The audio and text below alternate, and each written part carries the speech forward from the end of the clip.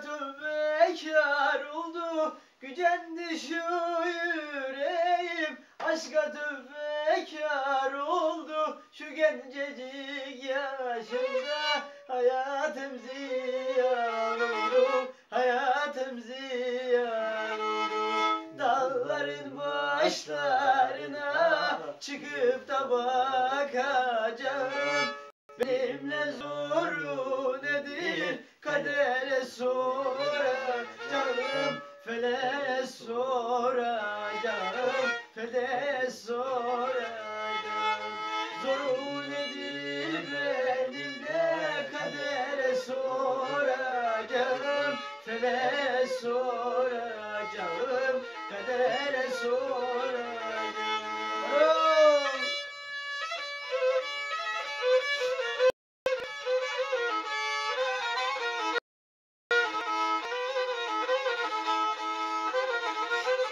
Ah dedikçe yüreğim 40 yerinden bölünür. Ah dedikçe yüreğim 40 yerinden bölünür.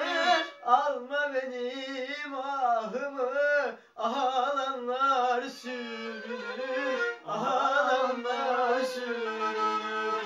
Dağların başlarına çıkıp da bakacağım.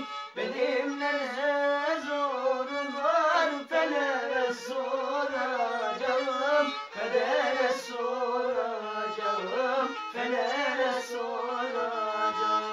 Zoru nedir benimle, kadere soracağım. Feleğe soracağım, kadere soracağım.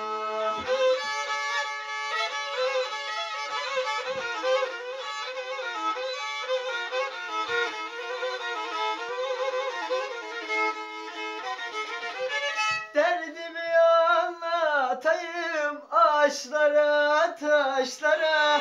Derdimi anlatayım ağaçlara, taşlara. Sorun öğrenir beni dört yoldaki uşağa, dört yoldaki uşağa. Dağların başlarına çıkıp da bakacağım. Benimle ne zorum var, kadere soracağım. Kadere soracağım, feleğe soracağım. Zoru nedir benimle, feleğe soracağım. Kadere soracağım, feleğe soracağım.